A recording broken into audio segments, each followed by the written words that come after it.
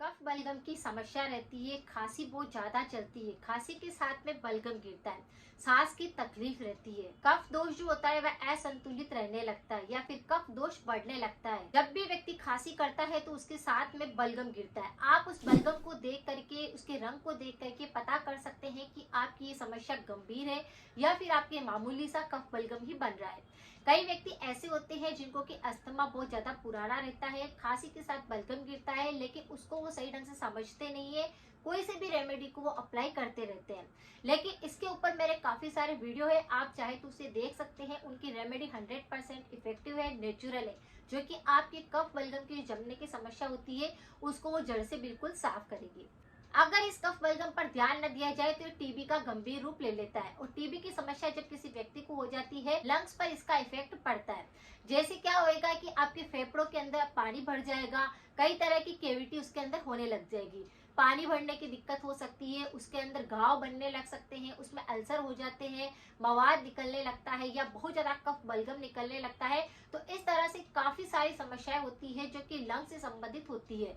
अगर आपके फेफड़े मजबूत रहते हैं, अगर फेफड़ों के अंदर किसी भी प्रकार का इन्फेक्शन नहीं होता है, तो आप श्वास सही ढंग से ले पाते हैं, आपका श्वसन तंत्र स्ट्रॉन्ग रहता है। लंग्स कैविटी होने के बहुत सारे कारण होते हैं, जैसे निमोनिया किसी को हुआ है तो ये दिक्कत हो सकती है। अगर किसी को अस्थमा की दिक्कत है तो ये दिक्कत हो सकती है। साइनस है या फिर बार बार सर्दी जुकाम की एलर्जी रहती है, बचपन में सर्दी जुकाम बिगड़ा हुआ है, तो इस प्रकार से लंग्स कैविटी होने के चांस बढ़ जाते हैं। लंग्स कैविटी क्या है कि अगर किसी भी व्यक्ति को टीबी हो जाती है, टीबी के जो बैक्टीरिया होते हैं वह उस कैविटी को खाने लग जाते हैं, जिसकी वजह से काफी ज्यादा गंदा बदबूदार कफ बलगम बाहर निकलता है। उसका कलर काला हो सकता है या फिर उसके साथ में रक्त भी निकल सकता है। फेफड़ों की दीवारों के अंदर इस प्रकार से कैविटी का कोई संक्रमण रहता है तो आज की रेमेडी को आपको जरूर करना चाहिए। इसके कुछ लक्षण भी आपको दिखाई देंगे, जिससे आप पता कर सकते हैं कि आपकी ये समस्या कितनी गहरी हो चुकी है। जैसे अगर आपके लंग्स के अंदर इस प्रकार से फेफड़ों के अंदर कैविटी की कोई दिक्कत होगी तो आपको सांस लेने में दिक्कत रहेगी, बार बार सांस फूलने लग जाएगी। चाहे आप किसी भी प्रकार का काम कर रहे होते हैं तो आपको लगेगा कि सांस फूल रही है। जब सांस लेते हैं तो आसपास के व्यक्तियों को उसकी आवाज आती है, या गड़गड़ाहट की आवाज भी आप इसे बोल सकते हैं। तो गड़गड़ाहट की आवाज भी अगर ज्यादा आपको आ रही है तो इसका ये संक्रमण आपको दिखाई दे सकता है। किसी के साथ में बलगम गिर रहा है या फिर नॉर्मल भी आपके बलगम ज्यादा जमता है, उसकी वजह से भी शरीर की और कई तरह की बीमारियां हो रही है, तो इसे भी आपको इग्नोर नहीं करना है। ये भी एक प्रमुख लक्षण माना जाता है। ऐसे व्यक्तियों को बार बार सर्दी जुकाम लगेगा, ठंड लगने लग जाएगी, शरीर बहुत ज्यादा कमजोर होने लग जाएगा, वजन घटने लगेगा, तो ये प्रमुख लक्षण भी इसके अंदर देखने को मिलेंगे। खून में अगर ऑक्सीजन की कमी आने लगती है तो फेफड़ों के अंदर इस प्रकार की इन्फेक्शन होने लगते हैं। तो ये कुछ ऐसे लक्षण है जिसको आप समझ सकते हैं, देख सकते हैं। और अगर आपको बहुत ज्यादा कफ बलगम जमता है तो इस पर मेरे काफी सारे वीडियो है, आप उनको भी जाकर जरूर देखें। किसी भी प्रकार का अगर आपको लंग संबंधी इन्फेक्शन हो रहा है तो यहाँ पर मैं आपके साथ में 3 तरह की ऐसी नेचुरल रेमेडी शेयर करूंगी, जिसे करने के बाद आपको आराम मिलना शुरू हो जाएगा। जैसे किसी भी व्यक्ति को साइनस है, अस्थमा है, दमा है, सर्दी जुकाम बार बार होता है, तो उन लोगों के लिए भी ये सारे के सारे उपाय काम करेंगे। क्योंकि होता क्या है, सबसे पहले सर्दी जुकाम का एलर्जी होता है, बार बार सर्दी जुकाम लगेगा, फिर साइनस की दिक्कत हो जाएगी, जिसके अंदर कफ बलगम पूरा फेस पर जमा होने लग जाएगा, नाक के द्वारा गले के अंदर जाने लग जाएगा, फिर खांसी के साथ बलगम गिरने लग जाएगा, और यही फिर आगे जाकर के आपके श्वसन तंत्र को कमजोर करेगा। आपके फेफड़ों के अंदर वो जमावट होने लग जाएगी कफ बलगम की, और ये सांस की दिक्कत बढ़ने लग जाएगी। तो इस प्रकार से आपके श्वसन तंत्र को अगर आप स्ट्रॉन्ग करना चाहते हैं, किसी भी प्रकार का अगर आपको कफ अगर पैदा होता है, तो इन रेमेडी को आपको जरूर करना चाहिए। पहली रेमेडी यहाँ पर यह है जो बिल्कुल नेचुरल है, वह है स्टीम लेना, भाप लेना। भाप लेने से क्या होता है, साइनस की दिक्कत सही होती है, सर्दी जुकाम बिल्कुल सही होता है, छींके आ रही होती है तो सही होती है, एलर्जी होती है तो बिल्कुल सही हो जाता है, और कितना ही कफ बलगम जमा होता है वह सही होने लगता है। तो इसके लिए आप क्या करें कि फेफड़ों में काफी ज्यादा संक्रमण है तो यहाँ पर आपको अजवाइन की स्टीम लेनी है। अजवाइन का पानी आपको तैयार करना है, यानी एक भगोने के अंदर आपको पानी गर्म करने के लिए रख देना है। उसके अंदर आपको 2 चम्मच अजवाइन डाल देना है। पानी को अच्छे से गर्म कर लेना है, बॉईल हो जाना चाहिए, उसकी खुशबू घर के अंदर आने लग जानी चाहिए। फिर आपको एक टॉवल ओढ़ करके पूरा आपको स्टीम लेना है। ये दिन के अंदर आपको इस समय लेना है जब आप रेस्ट करने जा रहे हो, ताकि आपको फिर हवा ना लगे, किसी प्रकार का फिर इन्फेक्शन ना हो, और जो आपने स्टीम ली है वो काम करे। तो अगर आप स्टीम लेंगे तो आप खुद फर्क महसूस करेंगे, कफ बलगम पूरा मेल्ट हो जाएगा, आपके फेफड़ों पर ऑक्सीजन पूरा बराबर जाने लग जाएगा। आप सांस जो लेने में कठिनाई हो रही थी वह आप सही ढंग से ले पाएंगे। कई बार आपके नाक जाम होने लगते हैं या बचपन में निमोनिया हो चुका होता है तो वह कफ बलगम आपके अंदर फेफड़ों की दीवारों के पास जमा होने लगता है। तो इस तरह से आपको क्या करना है, स्टीम लेना है। इसे लेने से आपको 100% आराम मिलेगा। इस रेमेडी को आप सबसे पहले करिए। दूसरा उपाय ऐसा उपाय है जो कि आपको अंदरूनी तौर से आपके रोग प्रतिरोधक क्षमता को मजबूत करेगा। अगर आपको किसी प्रकार की एलर्जी लगती है, बैक्टीरिया का इन्फेक्शन होता है तो उसको वो खत्म करेगा। यानी आपको एक पानी बना करके पीना है, ये अंदरूनी तौर पर आपको मजबूती देगा।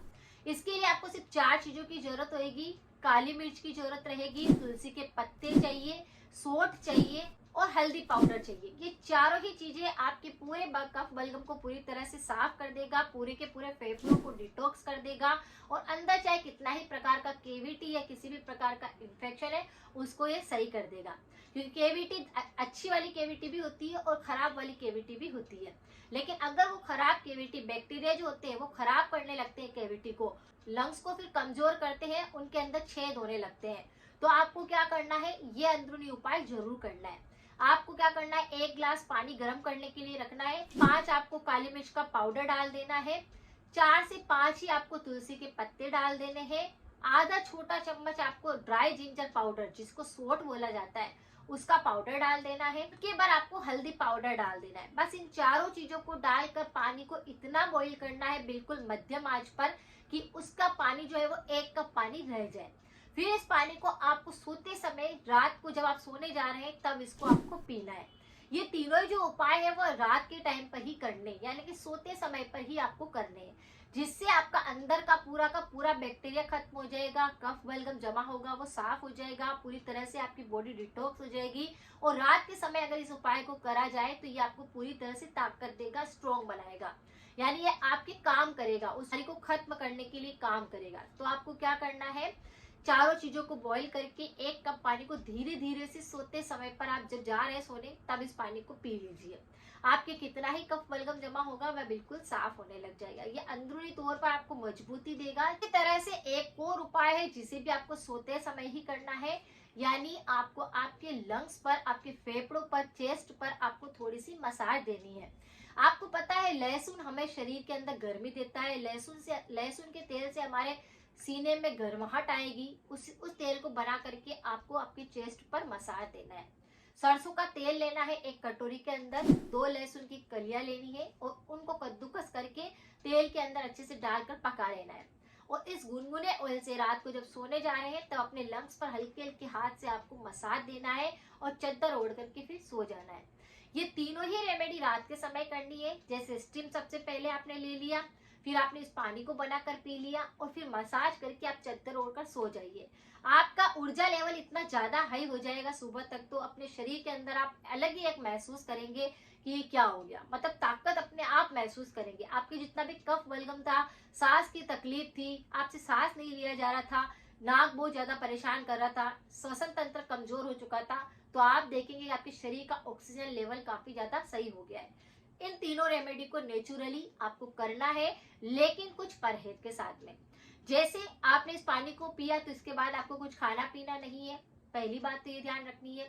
दूसरा, आपने मसाज लिए तो आपको कवर करना है अपनी बॉडी को, इस बात का ध्यान रखना है। तीसरा, आप जब स्टीम लेते हैं तो आपको बिल्कुल भी एसी और पंखे के नीचे नहीं जाना है, यानी एकदम से तो नहीं जाना है। हल्का हल्का अगर आप पंखा चलाते हैं तो चलता है, लेकिन आपको कोशिश करनी है कि हवा बिल्कुल भी ना लगे। तो इस तरह से कुछ परहेज करने हैं। साथ में आपको ऑयली चीजें बिल्कुल नहीं खानी है, जंक फूड बिल्कुल नहीं खाना है, अचार का सेवन बिल्कुल नहीं करना है, क्योंकि इससे कफ बलगम बढ़ जाता है। और आपको कोशिश करनी है कि ठंडी चीजें भी नहीं खानी है।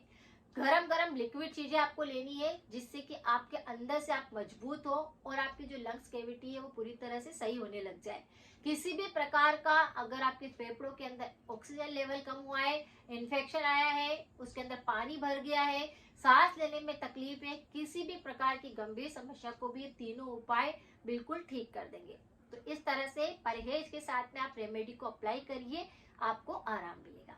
अगर किसी किसी व्यक्ति को थ्रोट इन्फेक्शन बहुत ज्यादा होते हैं तो इस पर मेरे काफी सारे वीडियो है, एक बार जाकर उनको जरूर चेक करें, लोगों के साथ शेयर करें ताकि किसी और की भी मदद हो सके। अगर जानकारी कुछ यूजफुल रही है तो लाइक करना बिल्कुल ना भूलें। मिलते हैं फिर नेक्स्ट जानकारी के साथ में। Thank you so much.